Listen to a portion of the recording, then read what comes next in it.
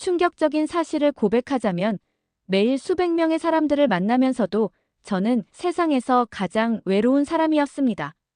하늘 위에서 평생을 살았지만 아무도 제 이름조차 기억해주지 않았던 거죠. 잠시 3초만요. 시작하기 전에 구독과 좋아요는 저에게 큰 힘이 됩니다. 그럼 오늘 이야기 시작하겠습니다. 저는 알리나 예부세예바, 38세 러시아 시베리아 항공 수석 승무원입니다. 16년 차 베테랑이지만 제 존재를 기억해주는 사람은 없어요. 승객들에게 저는 그저 미소 짓는 얼굴, 음료를 나르는 손, 안내 방송의 목소리일 뿐이니까요.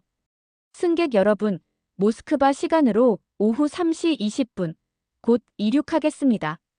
기내 안내 방송을 마치고 기내 통로를 걸으며 안전벨트를 확인했어요. 오늘은 도쿄발 인천 경유 모스크바행 비행. 탑승객은 287명, 그중 러시아인 108명, 일본인 94명, 한국인 63명, 기타 국적 22명. 모든 숫자는 완벽하게 파악하고 있었죠.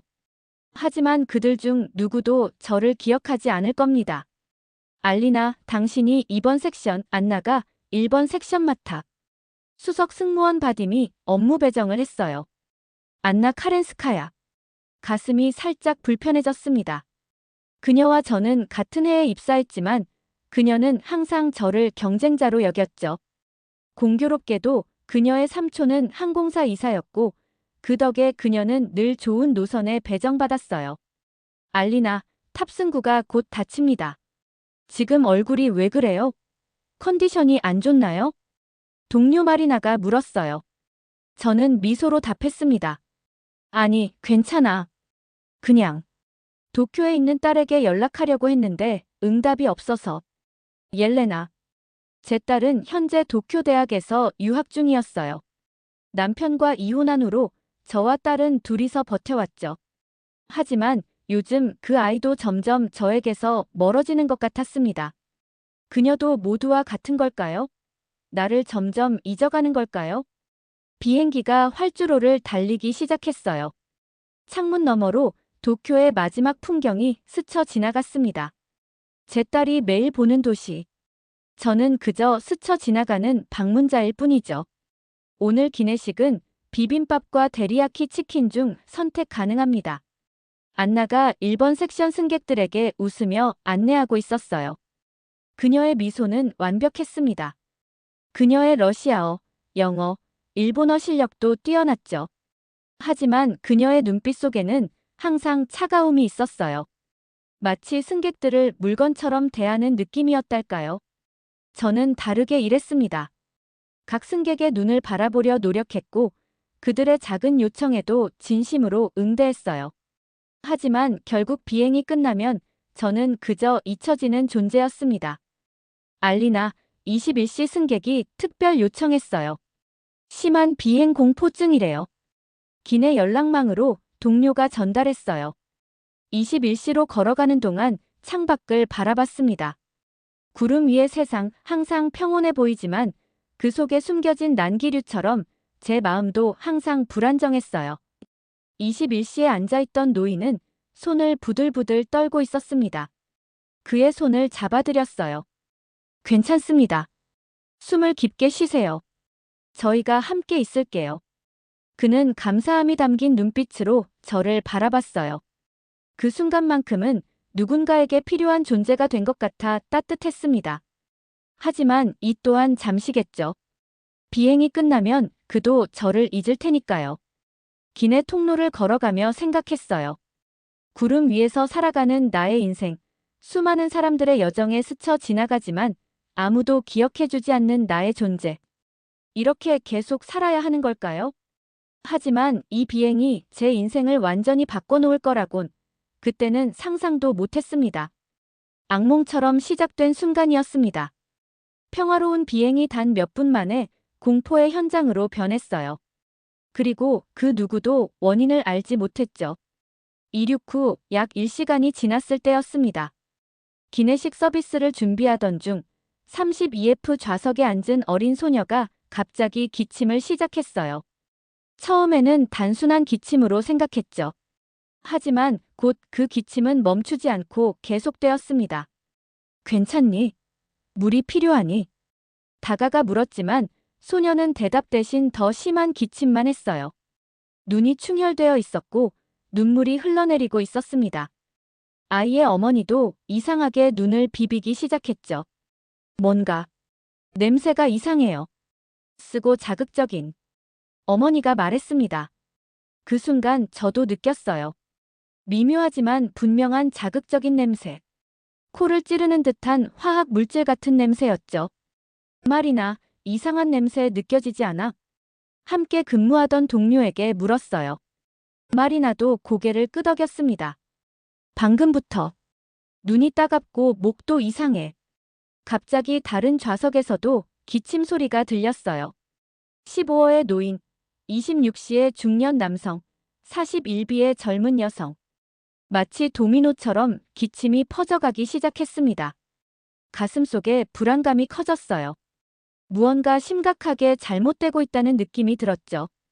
저도 갑자기 눈이 따갑고 가슴이 뻐근해지기 시작했습니다. 급히 앞쪽으로 걸어가 안나에게 상황을 알렸어요. 승객들에게 이상 증세가 나타나고 있어. 눈자극, 기침, 이상한 냄새. 기장에게 보고해야 해. 하지만 안나는 무심한 표정으로 어깨를 으쓱했습니다. 과민 반응이네요. 단순 공조 문제일 뿐이에요. 이런 일은 항상 있잖아요. 그녀의 무책임한 반응에 화가 났지만 승객들의 안전이 우선이었어요. 바로 기장실로 향했습니다. 기장님, 승객 여러 명이 호흡기 자극 증상을 보이고 있습니다. 눈 충혈, 기침, 호흡 곤란. 원인 불명이지만 심각해 보여요. 기장 페트로프는 경험 많은 베테랑이었습니다. 그는 즉시 심각성을 인지했어요. 모든 승무원에게 상황 전파하고 산소 마스크 준비하세요. 관제탑에 연락해 가장 가까운 공항으로 비상 착륙 요청하겠습니다. 기장실을 나오는 길에 안나와 마주쳤어요.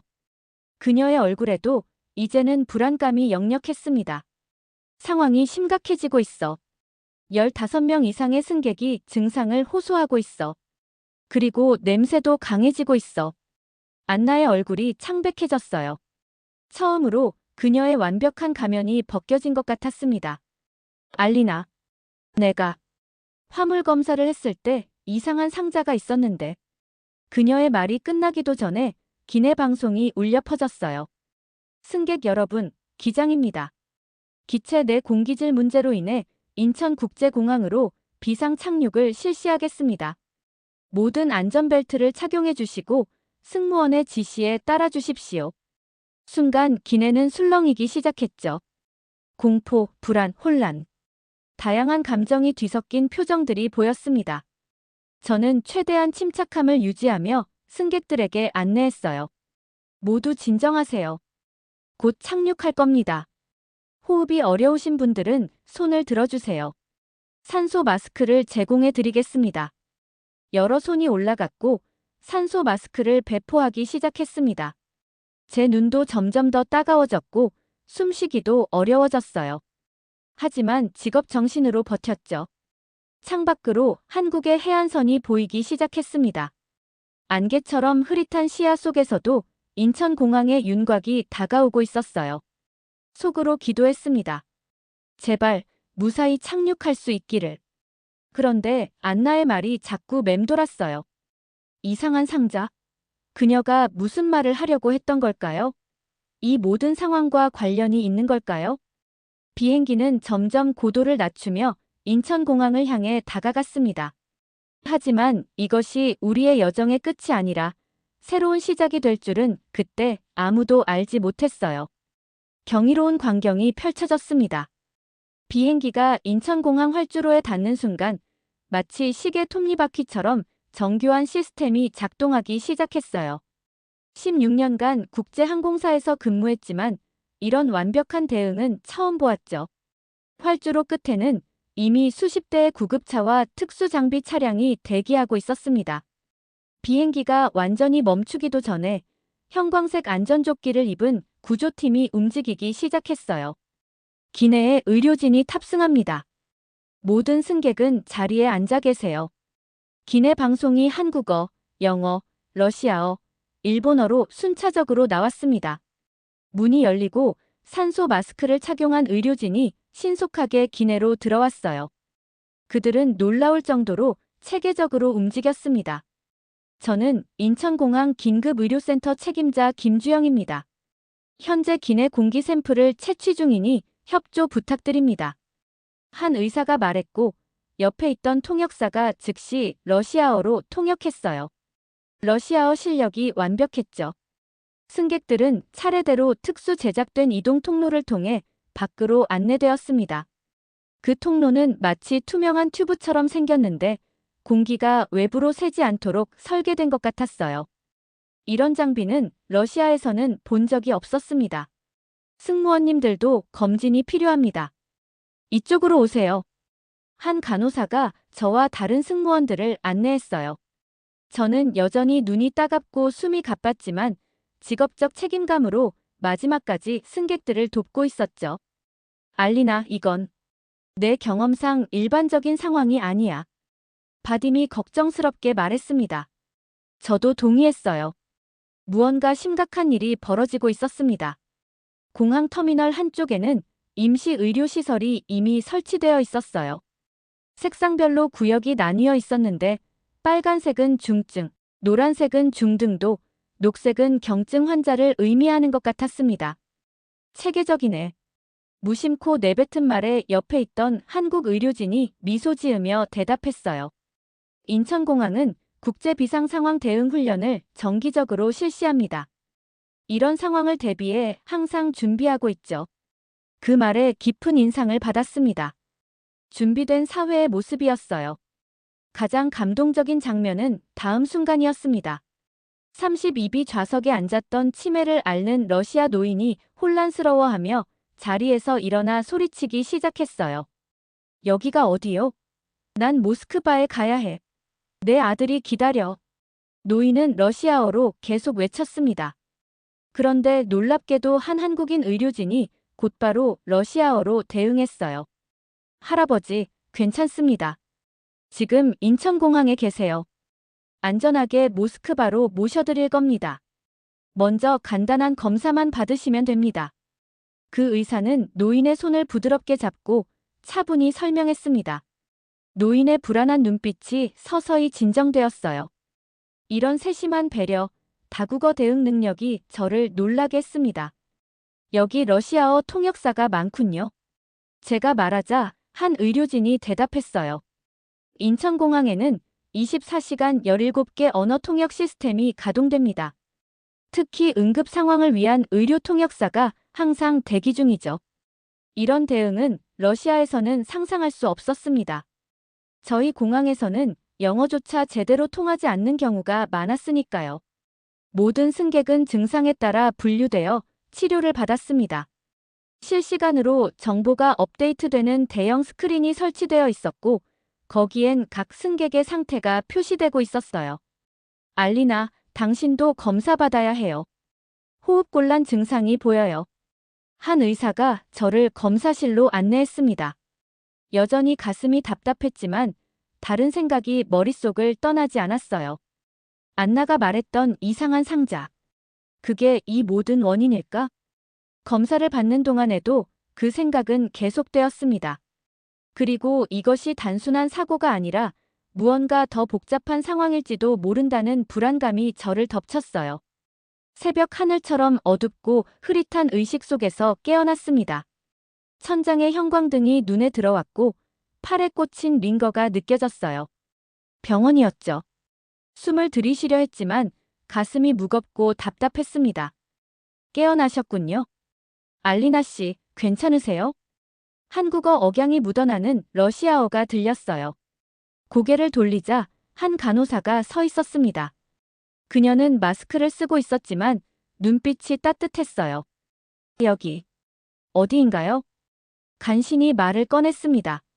목이 마르고 쉰 목소리가 나왔어요. 인천 세브란스 병원입니다.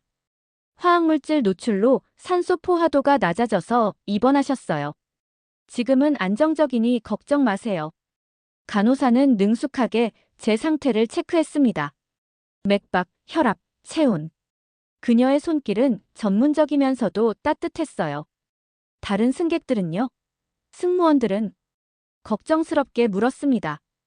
간호사는 침착하게 대답했어요. 대부분 경미한 증상으로 외래 치료 후 귀가했어요. 중증 환자 11명이 입원 중인데 모두 상태가 호전되고 있습니다. 당신 동료들 중에는 2명이 이 병원에 있어요. 안심이 되었습니다. 창밖으로 낯선 도시의 풍경이 보였어요. 인천의 아침이었죠.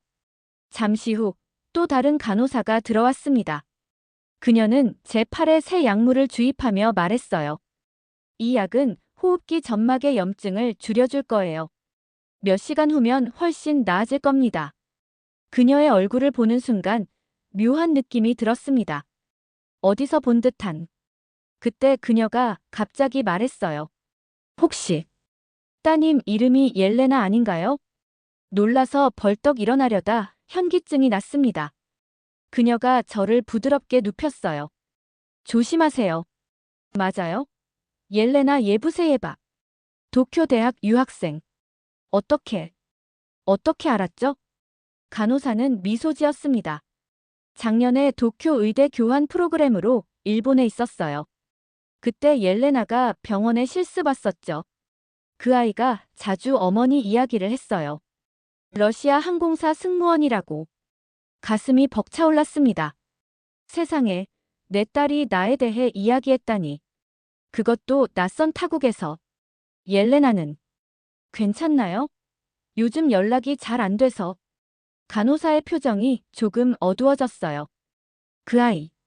매주 병원 앞에서 당신을 그리워했어요. 어머니가 지나가는 비행편이 있을 때마다 공항에 가고 싶어 했죠. 하지만 학업 때문에 가지 못해 많이 속상해했어요. 제 눈에서 뜨거운 눈물이 흘러내렸습니다. 모든 것이 명확해졌어요. 옐레나가 연락을 잘 안 받은 이유. 그 아이의 짧아진 메시지들. 그것은 멀어짐이 아니라 표현하지 못한 그리움이었던 거죠. 그 아이가 쓴 편지가 있어요. 제게 건넸는데 지금도 간직하고 있답니다. 간호사는 지갑에서 작게 접힌 종이를 꺼냈어요. 떨리는 손으로 받아들었습니다. 편지를 왜 간직하고 있었나요? 간호사는 따뜻한 미소를 지었어요. 옐레나가 말했어요. 만약 엄마를 만나게 되면 이걸 전해달라고. 세상은 정말 작네요. 이렇게 만나다니. 편지를 펼쳤습니다. 옐레나의 서툰 러시아 필체가 보였어요. 엄마는 늘 아무도 몰라주는 일을 하지만 나는 알고 있어요. 엄마가 얼마나 강하고 아름다운 사람인지. 언젠가 엄마처럼 되고 싶어요. 눈물이 멈추지 않았습니다. 16년간 하늘을 날며 느꼈던 공허함이 이 작은 종이 한 장으로 채워지는 것 같았어요. 정말 고맙습니다. 간호사는 제 손을 부드럽게 잡았습니다. 알리나 씨, 당신은 결코 혼자가 아니에요. 당신을 기억하는 사람들이 있어요. 그 말이 제 가슴 깊숙이 파고들었습니다. 병실의 창문으로 들어오는 햇살이 유난히 밝게 느껴졌어요. 옐레나에게 연락해 볼게요. 어머니가 괜찮다고 알려주면 안심할 거예요. 간호사가 말했습니다. 고개를 끄덕였어요.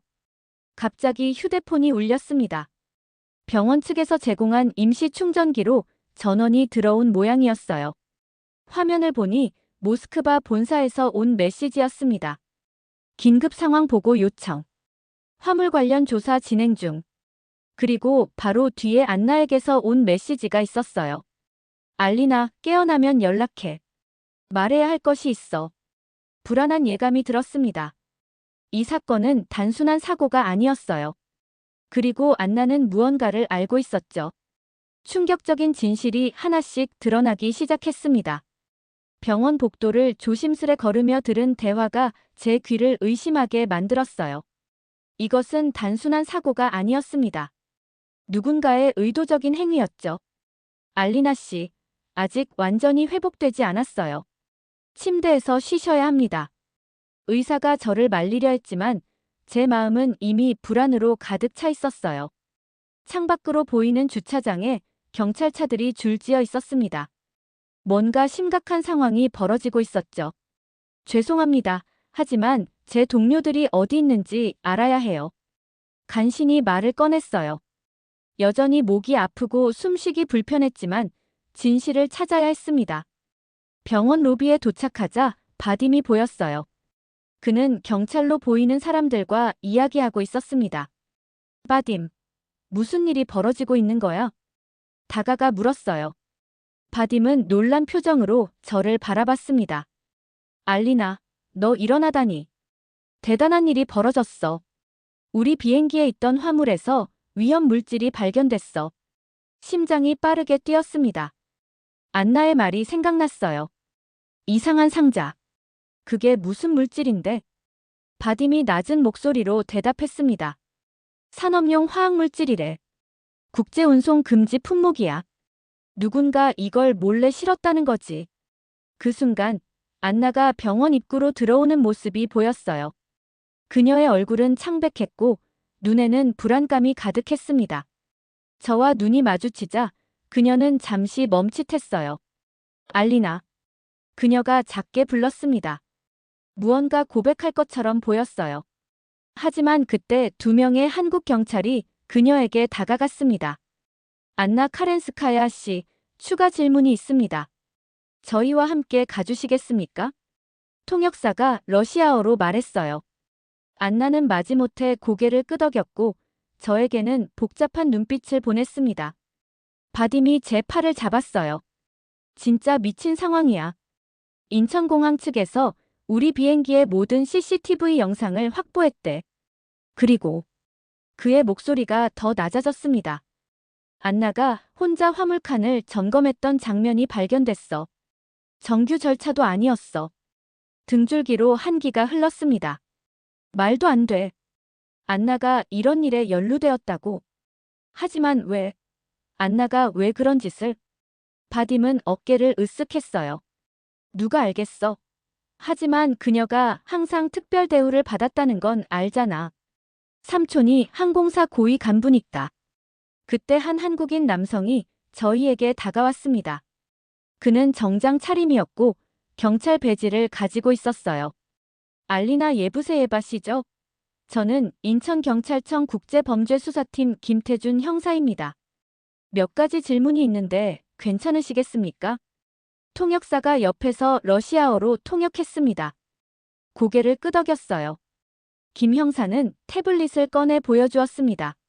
화면에는 공항 CCTV 영상이 재생되고 있었어요. 도쿄에서 비행기에 짐을 실을 때의 장면이었습니다. 이 상자 기억나십니까?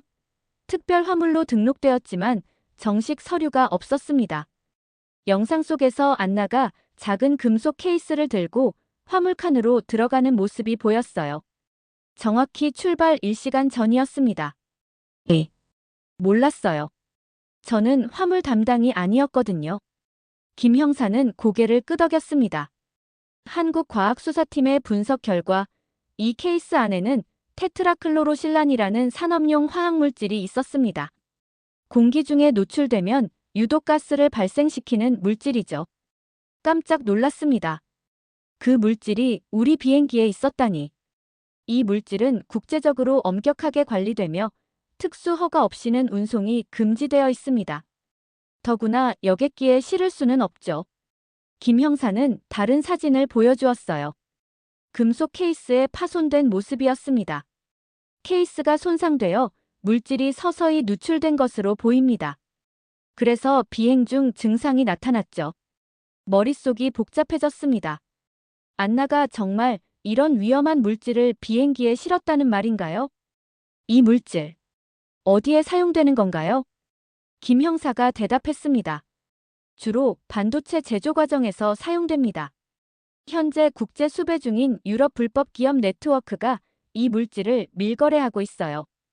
우리는 안나 씨와 이 네트워크 사이의 연결고리를 조사 중입니다.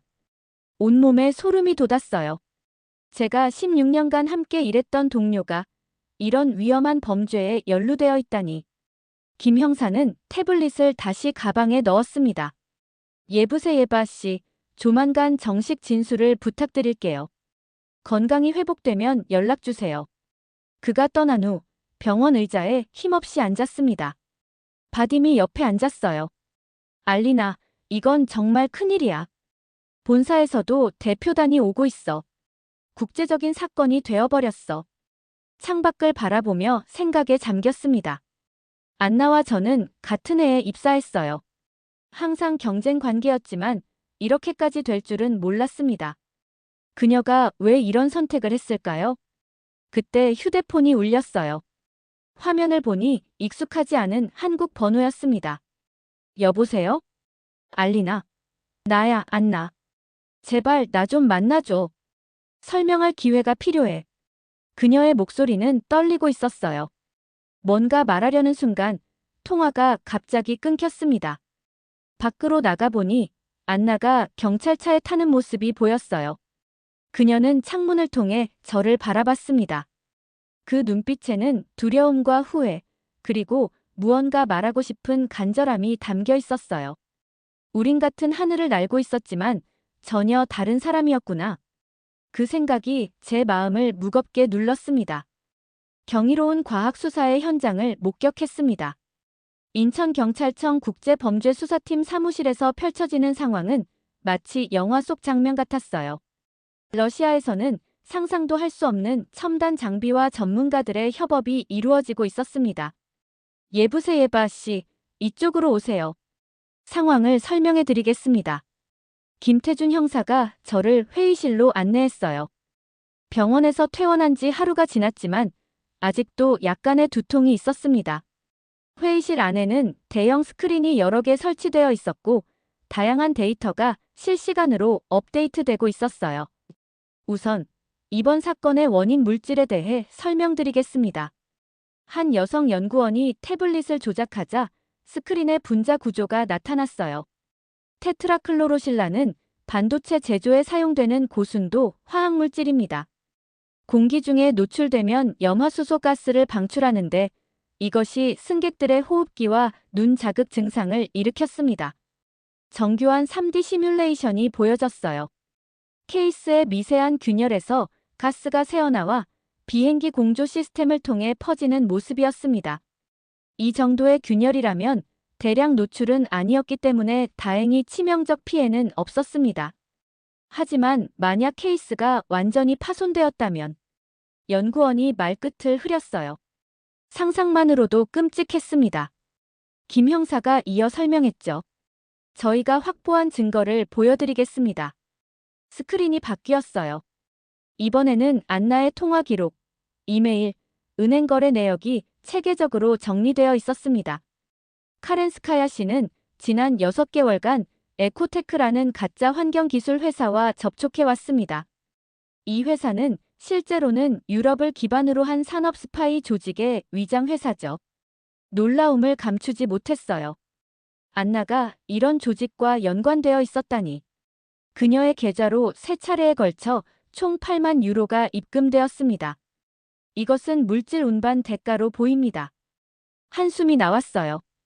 안나가 돈 때문에 이런 위험한 일에 가담했다니. 하지만 가장 중요한 증거는 이겁니다. 김 형사가 또 다른 화면을 보여주었어요. 도쿄 공항 CCTV 영상이었는데 안나가 한 남성과 만나는 장면이었습니다. 이 남성은 알렉세이 코발레프, 국제산업 스파이 네트워크의 핵심 인물입니다. 인터폴에서 수배 중인 인물이죠. 마른 침을 삼켰습니다. 상황이 점점 심각해지고 있었어요. 그렇다면 안나는 지금 김 형사가 대답했습니다. 그녀는 현재 구금 상태입니다. 한국과 러시아 양국 법률에 따라 처리될 예정이에요. 무거운 침묵이 흘렀어요. 16년간 같은 하늘을 날았던 동료의 이중 생활을 알게 되니 배신감이 밀려왔습니다. 그녀를 만날 수 있을까요? 잠시 고민하던 김 형사가 고개를 끄덕였어요. 짧게 면회할 수 있도록 조치하겠습니다. 30분 후 저는 구치소 면회실에 앉아 있었습니다. 철창 너머로 안나가 나타났어요. 평소에 자신감 넘치는 모습은 온데간데 없고 초라하고 지쳐 보였습니다. 알리나. 와줘서 고마워. 그녀의 목소리는 작고 떨렸어요. 저는 말없이 그녀를 바라봤습니다. 모든 게 내 잘못이야. 사람들이 다칠 수도 있었는데. 난 단지 돈이 필요했을 뿐이야. 안나의 눈에 눈물이 고였어요. 삼촌이 사업에 실패했어. 그의 도움으로 이 직업을 얻었는데 이제 그는 파산했고 내가 그를 도와야 했어. 그녀의 변명이 공허하게 들렸습니다. 그래서 승객들의 안전을 위험에 빠뜨린 거야. 우리가 맹세한 것을 잊었어. 목소리가 떨렸어요. 안나는 고개를 숙였습니다. 에코테크가 접근했을 때 그들이 말하길 그저 특별 취급이 필요한 연구 샘플일 뿐이라고 했어. 위험하지 않다고. 하지만 난 내심 알고 있었지. 그냥 눈을 감았던 거야. 안나가 고개를 들어 저를 바라봤어요. 알리나, 내가 나보다 항상 더 나은 승무원이었어. 더 진심 어리고 더 책임감 있고. 내가 질투했던 이유가 그거였어. 말을 이을 수 없었습니다.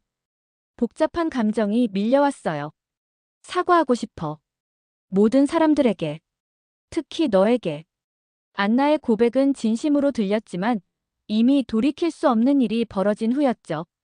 면회를 마치고 나오는 길에 김 형사가 기다리고 있었습니다.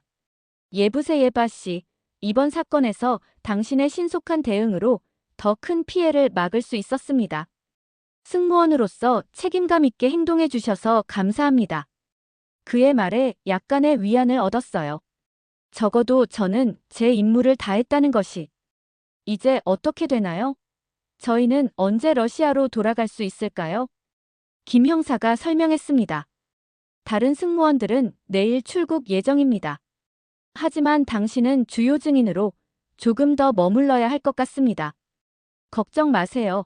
모든 체류 비용은 한국 정부에서 지원합니다. 고개를 끄덕였어요. 사실 러시아로 돌아가고 싶은 마음이 그리 강하지 않았습니다. 여기 한국에서 제가 찾은 것들이 있었으니까요. 그래요, 협조하겠습니다. 김 형사가 미소 지었어요. 좋습니다. 그리고 한 가지 더, 병원에서 만난 간호사 이소연 씨가 당신을 찾았습니다. 연락처를 남겨두셨어요. 메모지를 건네받았습니다. 그 간호사. 제 딸 옐레나의 편지를 건네줬던 사람이었죠. 창밖으로 서울의 밤 풍경을 바라보며 생각했어요. 이 도시에서 저는 충격적인 진실과 마주했지만 동시에 잊고 있던 소중한 것도 발견했습니다. 운명이란 단어를 믿지 않았던 제가 이제는 생각이 바뀌었습니다. 우연이라고 하기엔 너무나 완벽한 시점에 너무나 필요한 순간에 그 만남이 이루어졌으니까요. 그날의 인천공항은 제 인생의 전환점이었어요. 알리나 씨, 이쪽이에요. 공항 출국장 앞에서 이소연 간호사가 손을 흔들었습니다.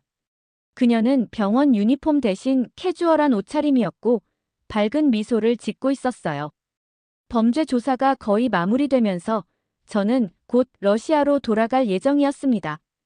출국 전 이소연과 마지막으로 만나기로 약속했죠. 소연 씨, 와줘서 고마워요. 어색한 한국어로 인사했어요. 지난 2주간 한국에 머물며 간단한 인사말 정도는 배웠습니다. 한국어 배우고 계셨군요. 발음이 좋아요. 이소연이 웃으며 말했어요. 공항 근처 카페로 들어갔습니다. 창가 자리에 앉아 인천공항의 전경이 보였어요. 하늘을 오르내리는 비행기들. 그것이 저의 일상이었지만 이제는 조금 다르게 느껴졌습니다. 옐레나에게서 연락 왔어요? 이소연이 차를 마시며 물었어요. 미소가 저절로 지어졌습니다. 네, 매일 통화하고 있어요. 이번 사건 때문에 많이 걱정했죠. 그 아이가 일본에서 한국으로 오려고 했는데 제가 말렸어요. 학업이 중요하니까요. 이소연이 고개를 끄덕였어요. 현명한 결정이네요. 옐레나는 정말 훌륭한 학생이었어요. 일본어, 영어, 러시아어를 모두 할 줄 알고 의학에 대한 열정도 대단했죠. 제 딸에 대한 이야기를 듣는 것이 기뻤습니다. 항상 바쁘다는 핑계로 옐레나의 학교 생활에 관심을 두지 못했던 저였기에 다른 사람의 시선으로 본 제 딸의 모습이 새롭게 다가왔어요. 솔직히 말하면 저는 늘 딸과 거리감을 느꼈어요. 제가 항상 하늘에 있었으니까요. 그 아이의 성장 과정을 많이 놓쳤죠. 가슴이 아팠지만 이제는 솔직하게 제 감정을 표현할 수 있었습니다. 하지만 알리나 씨, 옐레나는 항상 당신을 자랑스러워했어요. 우리 엄마는 하늘을 나는 사람이라고 말하곤 했죠. 이소연의 말에 눈시울이 뜨거워졌어요. 그녀는 가방에서 작은 봉투를 꺼냈습니다. 이걸 드리려고 했어요. 옐레나가 병원에서 실습할 때 일기장에 끄적거렸던 메모들이에요. 제가 무심코 보게 됐는데 당신에 관한 내용이라 복사해 두었죠. 떨리는 손으로 봉투를 열었습니다. 몇 장의 복사본이 들어 있었어요. 옐레나의 깔끔한 필체로 쓰인 일기였습니다. 오늘도 공항에 가보려 했지만 시간이 없었다. 엄마의 비행기가 도쿄 상공을 지날 때 나는 그저 하늘을 바라볼 뿐이다. 엄마는 나를 보지 못하지만 나는 엄마가 거기 있다는 걸 알고 있다. 눈물이 흘러내렸어요. 계속 읽었습니다. 사람들은 항상 묻는다. 엄마가 자주 집에 없어서 외롭지 않니? 하고. 하지만 그들은 모른다. 엄마가 얼마나 강한 사람인지, 얼마나 책임감 있게 자신의 일을 해내는지. 나는 엄마처럼 되고 싶다. 보이지 않는 곳에서도 자신의 일에 최선을 다하는 사람이 되고 싶다. 손수건으로 눈물을 닦았어요. 마지막 페이지를 펼쳤습니다. 오늘 이소연 선생님을 만났다. 그분도 간호사로서 보이지 않는 곳에서 환자들을 돕는다. 엄마와 비슷하다. 나도 그런 사람이 되고 싶다. 언젠가 엄마를 만나게 되면 이 편지를 전해달라고 부탁했다. 그리고 그 아래에는 제가 병원에서 읽었던 그 문장이 있었어요. 엄마는 늘 아무도 몰라주는 일을 하지만 나는 알고 있어요. 엄마가 얼마나 강하고 아름다운 사람인지. 언젠가 엄마처럼 되고 싶어요. 눈물이 멈추지 않았습니다. 이소연이 조용히 제 손을 잡아주었어요. 알리나 씨, 당신은 혼자가 아니에요. 당신을 기억해주는 사람이 있어요. 그리고 그 한 사람이 가장 소중한 사람이죠. 고개를 끄덕였습니다. 16년간 하늘을 날며 느꼈던 외로움이 순간 녹아내리는 것 같았어요. 비록 수천 명의 승객들은 제 이름조차 기억하지 못하지만 가장 소중한 한 사람이 저를 기억하고 있었습니다. 그것으로 충분했어요. 이소연 씨, 정말 고마워요. 당신이 아니었다면 나는 이 소중한 진실을 알지 못했을 거예요. 이소연이 미소 지었습니다. 운명이라고 생각해요. 제가 일본에서 교환 프로그램으로 일하지 않았다면 옐레나를 만나지 못했을 거고, 당신이 인천에 비상 착륙하지 않았다면 우리는 만나지 못했을 테니까요. 창밖으로 비행기 한 대가 하늘로 솟아오르는 모습이 보였어요.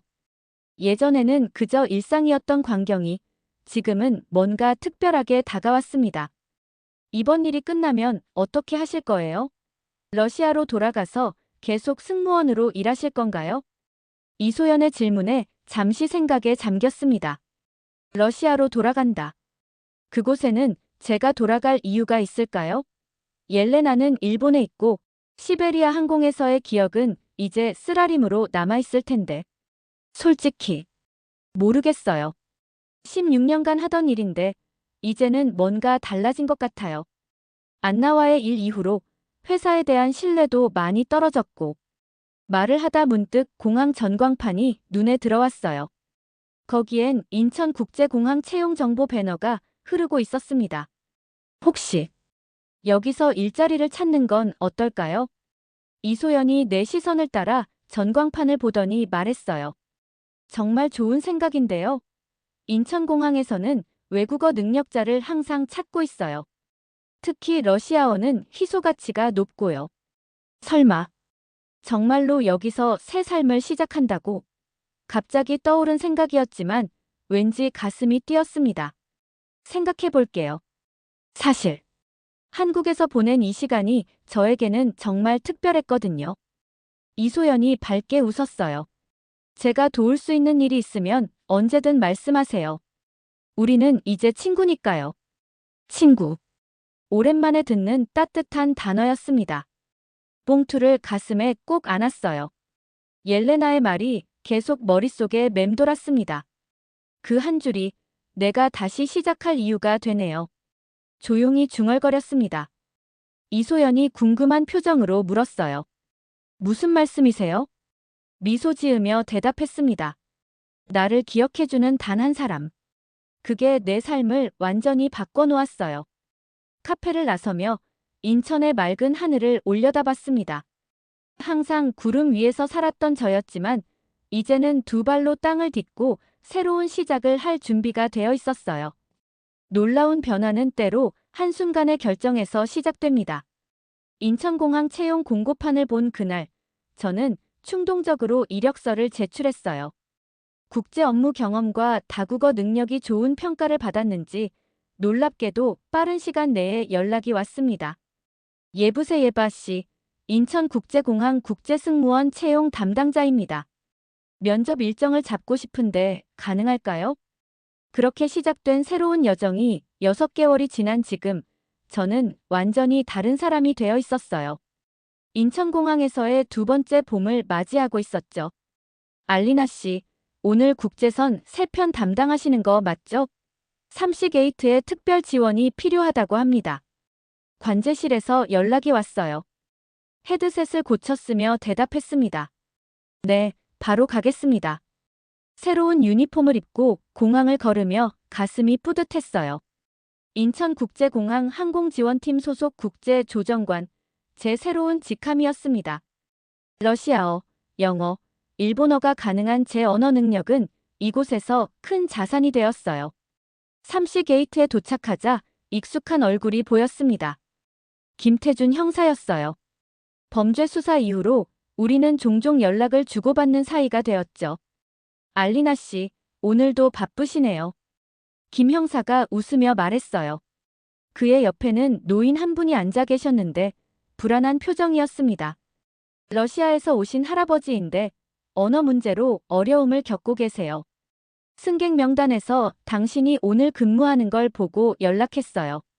안녕하세요. 어떤 도움이 필요하신가요? 러시아어로 노인에게 말을 걸었어요. 그의 얼굴이 갑자기 밝아졌습니다. 아, 우리말을 하는 사람이 있다니. 내 손자를 만나러 가는 길인데 비행기가 연착되어 연결편을 놓쳤어요.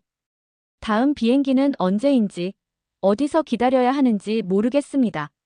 침착하게 노인의 항공권을 확인하고 대체 항공편을 확인했어요. 그리고 새로운 탑승권 발급과 라운지, 이용권까지 준비해드렸습니다. 이제 걱정 마세요. 5시간 후에 모스크바행 비행기가 있습니다. 그때까지 편안하게 쉬실 수 있는 공간을 마련해드렸어요. 노인이 감사하다며 제 손을 꼭 잡았습니다. 그의 눈빛에서 안도감이 느껴졌어요. 이런 순간이 제 새 직업의 보람이었죠. 알리나 씨는 정말 타고난 재능이 있어요. 사람들을 안심시키는 능력 말이에요. 김 형사가 말했습니다.